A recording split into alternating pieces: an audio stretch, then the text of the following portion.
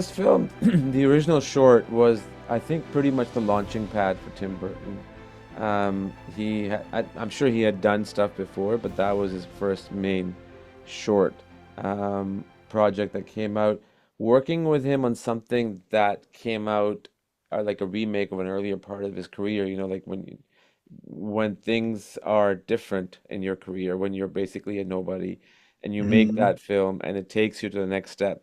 Revisiting that and working with Tim Burton on that, did he ever sort of talk about the original project and the obstacles that he had to get it made to you, or versus Well, this one, obviously because it's Tim Burton now?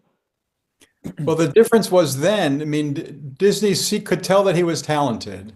And so they gave him money to make this short because he was Yeah. an animator primarily. And so he had been working on some of the Disney features as an animator or various projects. They could see that he was talented, wanted to see what he could do. He said he had this story.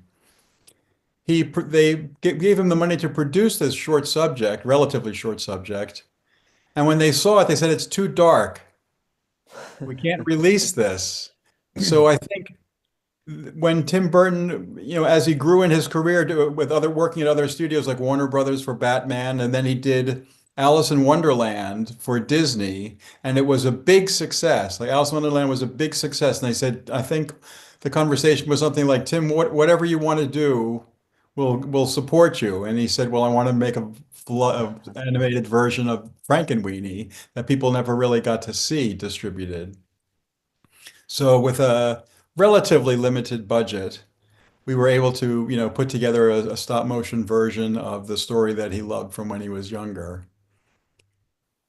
Amazing. That's sort of this, that's the way I saw it get put together. Were you directly working with him in the post-production, or Yeah, yeah. was it, yeah. What It does was, he like to work with?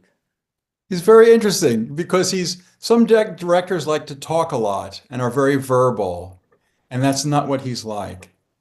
He watches and sort of, without talking much, you sort of get a sense of what he feels, and then when he gets very frustrated, he draws furiously like a little sketch of what he intends, and you go, "Oh, that's what you're talking about."